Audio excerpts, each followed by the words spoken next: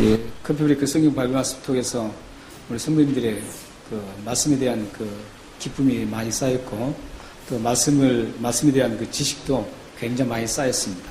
그리고 생활의 그 변화도 많이 경험을 하고 있고요. 이 말씀을 통해서 계속적으로 지금 삶의 그 변화가 일어나는 분들도 많이 계십니다.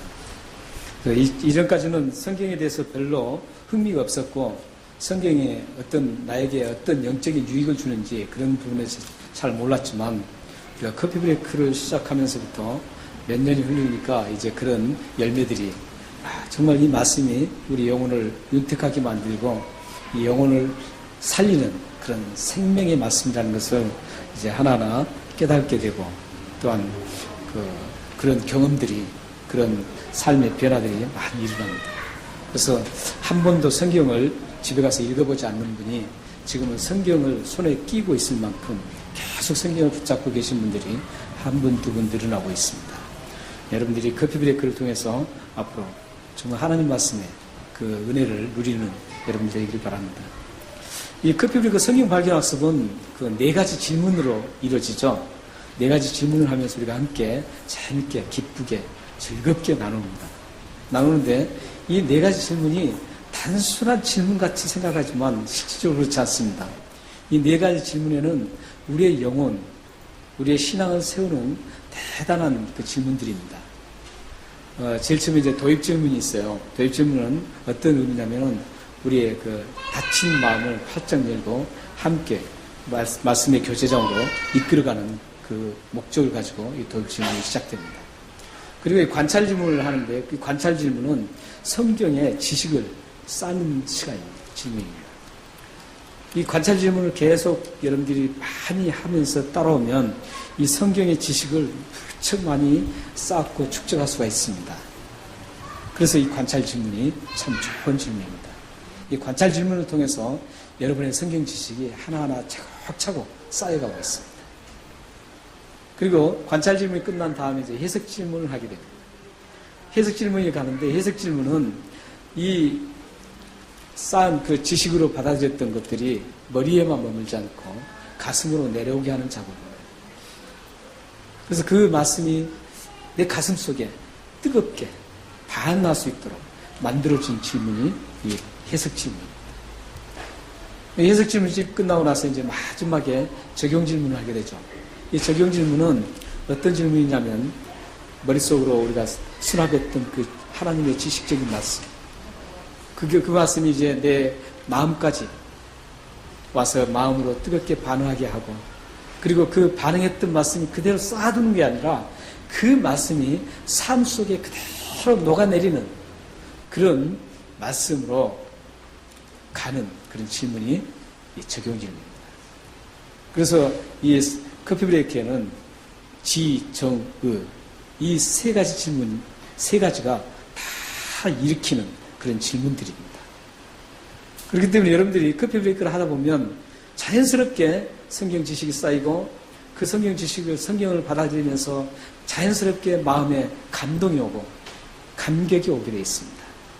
그리고 그 감격을 가지고 그대로 묻어두는 게 아니라 이제 밖으로 나가서 나의 삶의 현장 속에서 그 말씀을 그대로 살아내는 그런 좋은 성경 공부가 이 커피브레이크입니다. 그래서 여러분들 모두가 커피브레이크를 좀 참여하셔서 올해는 2015년도에는 여러분의 곰핍한 그런 영혼, 메마른 영혼이 조금 커피브레이크 말씀을 나눔으로써 좀 풍성해지고 따뜻해지는 그런 여러분들 됐으면 좋겠습니다.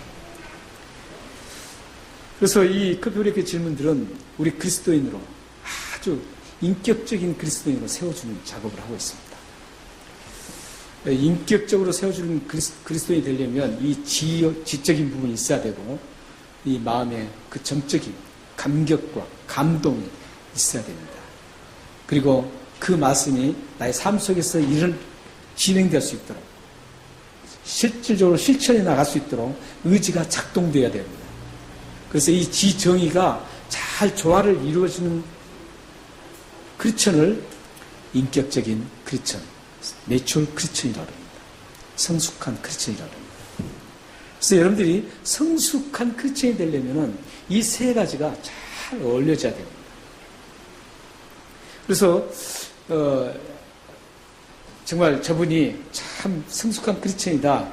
나는 참 성숙한 크리스천인지 아닌지 그렇게 체킹하는 그 기준 측정이 여러 가지 방법이 있지만 그 중에 가장 좋은 방법이 내 신앙생활에 지적이고 정적인 것과 의지적인 것, 이 세 가지가 함께 잘 조화를 이루고 있나 안 이루고 있나 이걸 판단하면 나는 성숙한 크리스천인지 아닌지 그게 판단이 가능합니다.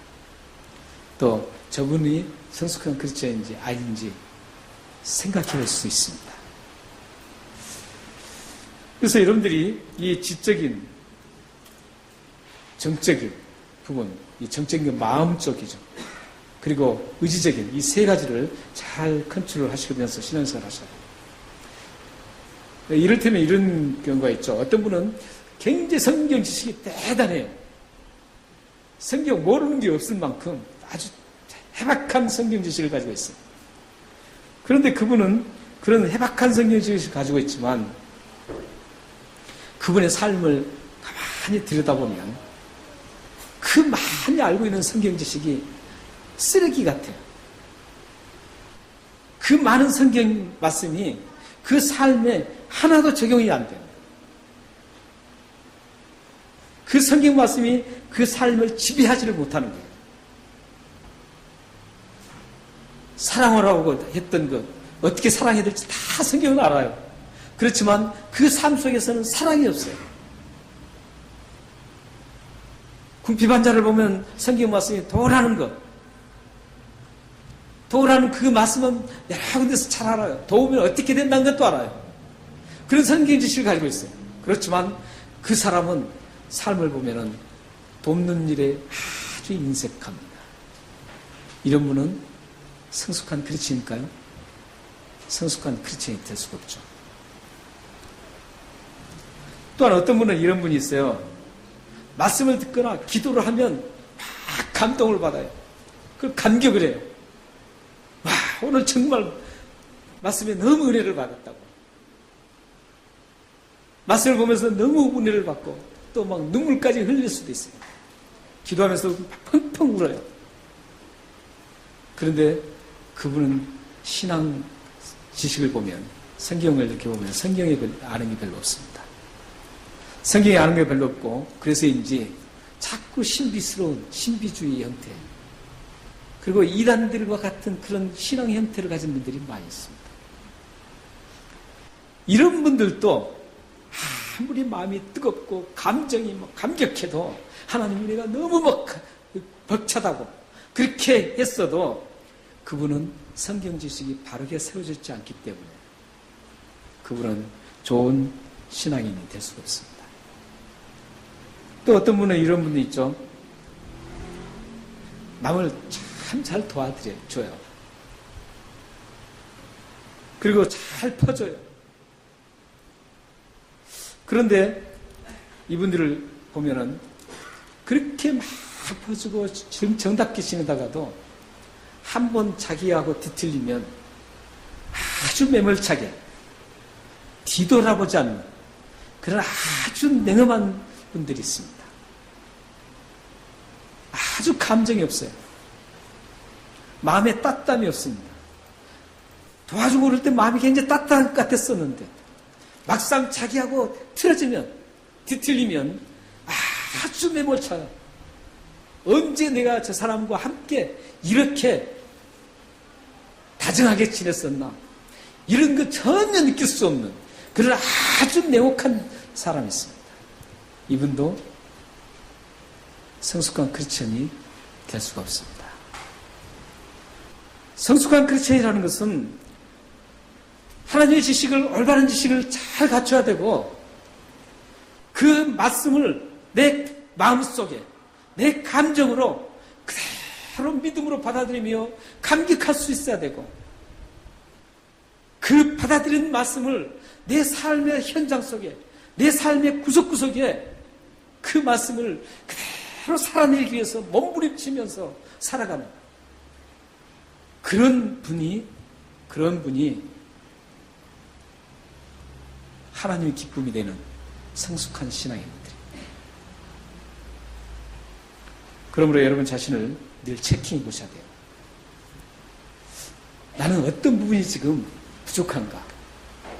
지적인 부분과 감정적인 부분과 의지적인 부분, 이 세 가지 중에 어느 부분이 지금 내 취약점인가? 그 부분을 잘 아셔야 돼요. 아무것도 모르고 그냥 무조건 믿어라 하면 그런 신앙은 아주 성장할 수가 없어요. 지금 한국교회가 지금까지 그런 신앙을 많이 해왔기 때문에 지금 세상 사람들로부터 존경을 못 받는 거예요. 왜냐하면 인격적이고 좋은 크리스천이 되지를 못했기 때문에 그래요. 하나님의 기쁨이 되는 인격적이고 좋은 크리스천이 됐다면 세상 사람들이 모두가 하나님 믿겠다고 난리였을 겁니다. 그렇기 때문에 여러분 자신도 잘 체킹하셔야 돼요. 나는 다른 사람 볼 거 없어요. 저 사람이 왜 이렇게 실천이 없나? 이렇게 할 필요가 없는 거예요. 내 자신을 보세요. 내 자신의 지금 하나님의 지식이 올바르게 잘 정립되어 있는가? 그리고 하나님 말씀을 많이 좀 알고 있는가? 모른다면 그 말씀을 파고 들어야 되는 거예요. 알아야 되는 거예요. 목사한테 물어보고 선생한테 물어보고 커피브레이크 타면 함께 모여서 그 말씀을 나누면서 그 좋은 말씀을 많이 쌓아둬야 돼요. 말씀이 쌓아두지 않는 상태에서 신앙생활을 하는 것은 신비주의로 갈 수 있고 잘못 갈 수가 있는 거예요. 감정이 잘못 사용되는 거예요. 그렇기 때문에 여러분들이 나는 지금 어느 부분이 감정이 좀 말씀을 읽어도 덤덤하고 예수 그리스도가 나를 그 구속한 그 은혜가 어마어마하게 큰데도 불구하고 그래 예수님께서 십자가에 죽으셨어 이런 식이 아니라는 거예요. 매일매일 하나님께서 나에게 주시는 그 숨결 같은 숨쉬는 순간순간 나를 지금도 보호하시고 나와 함께 하시고 나를 지금까지 있게 하신 그 하나님의 은혜를 보면 얼마나 감격스러워요. 나의 삶의 모든 부분을 어루만지시고 나를 다듬으시는 그 하나님의 손길, 그 손길을 느낀다면 얼마나 감격하냐고요. 그런데 그런 의식 하나도 없이 말씀을 덤덤하고 사물을 봐도 하나님과 전혀 관계없이 보고 일어나는 모든 일들을 보면서도 전혀 하나님과 관계없이 그냥 흘러간다면 그분은 감정은 아주 메말라 있습니다. 그렇기 때문에 그 감정을 이제 띄워야 되잖아요. 뜨겁게 반응하게 만들어야 되잖아요. 그러기 위해서 하나님 앞에 기도하면서 말씀을 붙잡고 기도하면서 나의 식어진 이 마음, 식어진 사랑, 식어진 하나님의 은혜의 감격 이런 것들을 다시 솟구치게 만들어야 되는 것입니다. 만약 여러분들이 말씀을 실천하는 일들이 별로 없다면 그 말씀을 실천하기 위해서 몸부림치면서 실천해 나가야 됩니다. 큰 것을 못할지라도 작은 것이라도 계속 실천해 나가야 됩니다. 이렇게 우리는 신앙생활을 점검하면서 가야 돼요. 점검하면서 나의 부족한 부분을 잘 채우고 나가야만 이게 조화가 잘 되어야만 여러분들이 인격적인 신앙인이 될 수 있습니다. 인격적인 신앙, 성숙한 크리스천은 하나님의 기쁨을 드리는 그런 삶을 살아갈 수가 있습니다. 지금 오늘 말씀을 보면 너희 안에 이 마음을 품으라 이런 말씀이 나옵니다. 5절 말씀. 5절 말씀 너희 안에 이 마음을 품으라 곧 그리스도의 예수의 마음이 이렇게 말합니다. 예수의 마음을 품으라는 거예요. 이 마음은 예수의 마음. 근데 여기서 우리는 자칫 착각하게 오해할 수가 있어요. 마음을 품으라 그러니까 어떤 우리 감정적인 지, 정의 이 세 가지 중에 하나만을 지금 얘기한 것 같은데 그렇지 않습니다. 오늘 이 지금 사도 바울께서 우리에게 너희는 이 마음을 품으라. 곧 예수의 마음이라. 이 마음을 품으라는 것은 그냥 마음만 그냥 담고 있으라 이런 뜻이 아니에요. 헬라를 직역하면 이렇게 직역할 수가 있습니다. 그리스도 예수 안에 있는 이것이 너희 안에 있도록 애를 써라. 이렇게 번역될 수 있습니다. 여러분들이 가지고 영어 성경을 가지고 있는 분들은 한번 보십시오. 5절을 보시면 Your attitude should be the same as that of Christ Jesus 이렇게 되어 있습니다.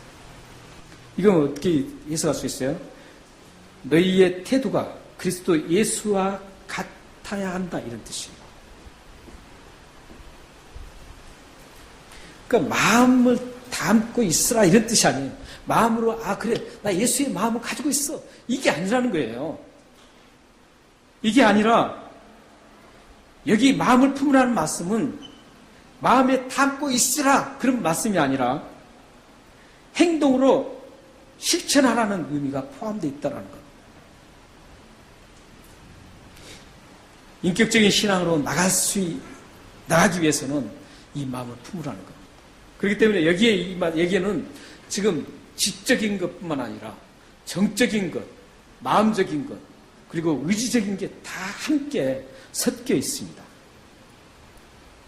그러므로 5절에 마음을 품으라는 말씀은 마음에 담아두고 있으라 이런 말씀이 아니라 예수님과 같은 삶을 살아가라는 말씀입니다. 한마디로 예수님의 삶을 마음에 담아두지 말고 행동으로까지 뻗어나가라 이런 뜻입니다. 그 증거가 6절, 8절에 있습니다. 우리 다 같이 한번 6절, 8절을 읽어볼까요? 6절, 8절의 그 증거입니다. 그는 근본 하나님의 본체시나 하나님과 동등됨을 취할 것으로 여기지 아니하시고 오히려 자기를 비워 종의 형체를 가지사 사람들과 같이 되셨고 사람의 모양으로 나타나사 자기를 낮추시고 죽기까지 복종하셨으니 곧 십자가에 죽으십니다. 이 지금 내용이 예수님의 마음입니다. 예수님의 마음이고 이 마음을 품으라는 거예요. 예수님이 지금 마음만 품었습니까?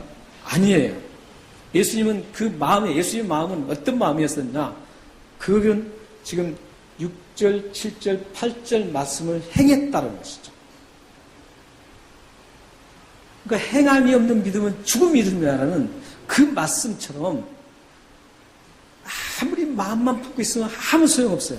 여기에 그러니까 마음은 하나님의 말씀을 인식하는 그 인식과 그 말씀을 받아서 순종하려는 그 감정과 그리고 그 말씀을 실천으로 옮기는 그 말씀이 다 포함되어 있는 겁니다. 그 포함된 말씀을 6절, 7절, 8절에 세 가지로 지금 말씀하고 있죠. 세 가지로 하고 있어요. 예수님께서 예수님의 마음이 그 마음은 실천을 하는 것이었는데 그 실천이 지금 세 가지가 나오죠. 실제 보면은 자기를 비웠다라는 겁니다. 자기를 비워서 종이 되었어요. 자기를 비운다는 게 쉽지 않죠. 근데 특히 여기서 지금 6절 보면은 예수님은 하나님이셨어요. 근본 하나님이셨는데 그 하나님과 동일된 것을 취할 것으로 여기지 않고 비워버렸어요. 다 내려놔버렸어요. 다 없애버렸어요. 없애버리고 텅텅 비운 마음으로 다 채웠습니다. 텅텅 비었어요. 그래서 그 텅텅 빈 그 모습이 어떻게 나타나냐면 형체를 가지사 사람과 같이 이 땅에 오신 그 모습. 하나님이 어떻게 이 땅에 오실 수가 있어요? 오지 않죠. 우리의 죄를 위해서 죽어가는 우리를 살리기 위해서 이 땅에 오신 겁니다. 오시기 위해서는 이 땅에 오시기 위해서 모든 걸 다 비워버리고 이 땅에 오셔서 우리를 살리기 위해서 오신 겁니다. 사실 사람은 비운다는 게 참 힘들어요.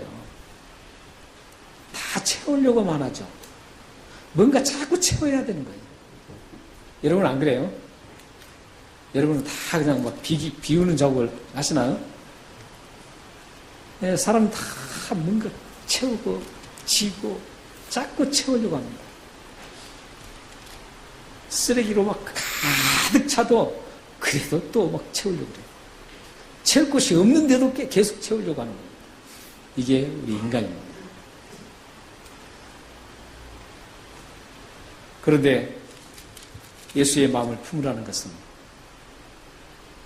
그 채우려는 마음을 다 제거하고 비우라는 겁니다. 나에게 있는 거 이 자체도 지금 다 비우고 내놔라는 거예요. 우리가 하는 모든 것들을 보면 다 채우기 위해서 하는 것 같아요. 근데 지금 전혀 세상 법칙과 이 하나님의 법칙은 전혀 반대라는 겁니다. 여러분들이 비워야 돼요. 자꾸 가지려고 하지 마세요. 자꾸 채우려고 하지 마세요. 비워야 됩니다. 그게 바로 예수의 마음을 품는 겁니다. 자꾸 가진 것도 다 버리세요. 저한테 버리세요. 다른 데 버리지 마시고 저한테 막 버리세요. 그럼 제가 받아가지고 또 저도 다른 데 줍니다. 예. 이런 삶을 우리는 살아야 됩니다. 그래야만 인격적인 성숙한 크리스천이 될 수가 있습니다. 그리고 두 번째 보세요. 8절 보세요. 8절 보시면 자기를 낮추셨다 이렇게 하고 예수님은 철저하게 낮추셨어요. 예수님보다 더 낮아질 수가 없어요. 왜냐하면 예수님은 하늘의 하나님이신데 사람으로 낮아지셨으니까 완전히 그 급이 완전히 바뀌어버리는 거죠. 바뀐 거예요. 그러나 우리는 바뀔 수가 없어요. 우리가 짐승으로 못 바꾸잖아요. 여러분들 짐승으로 바꿀 수가 없어요. 더 낮아질 수가 없다고요. 그만큼 예수님은 낮아지셨어요. 우리가 예수님을 마음을 품고 살아라는 것은 뭐냐면 낮아지라는 거예요. 낮아진 삶을 살아라는 거예요. 나보다 더 못난 사람 참 많이 보이죠? 여러분, 저 사람 지식적으로도 그렇고 생김새도 그렇고 모든 나보다 좀 못하는 사람들 너무 많죠? 나는 참 많이 대단한 것처럼 많이 보이죠? 어떤 그 외적인 것뿐만 아니라 여러분 마음속에 저 사람이 정말 남을 나보다 더 낮게 얘기해야 돼요. 항상 우리 마음속은 항상 낮아져야 돼요. 내가 낮아지지 않는 곳에서 낮아지지 않는 그것으로 인해서 많은 문제들이 발생될 수가 있어요. 내가 조금만 낮아져도 그 사람이 뭐라고 그럴 때 내가 조금만 낮아지면 거기에 대해서 별로 신경 쓰지 않을 수가 있어요. 나에게 어떻게 해도 내가 낮은 자세로 가버리면 어떻게 해든 관계없어요. 그러나 내가 이런 말 드려도 되겠냐? 내가 어떻게 내 얘기를 당할 수가 있냐? 내가 그만큼밖에 안 되나? 아니지. 당신보다 나은데 이런 식으로 나오면 충돌이 일어나요. 그래서 여러분들이 정말 낮아져야 돼요. 여러분의 낮아진 삶을 통해서 예수 그리스도가 투영됩니다. 여러분의 삶에 투영돼요. 여러분의 삶 속에 예수님이 계속 보여주기를 바랍니다. 그리고 8절 하반절 보시면은 죽기까지 복종하셨다라고 합니다. 죽기까지 복종하셨습니다. 예수님은 죽기까지 복종하셨어요.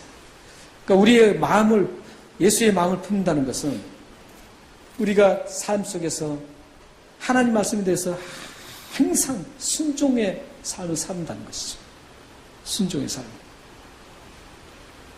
목사의 말에 순종하면 안 됩니다.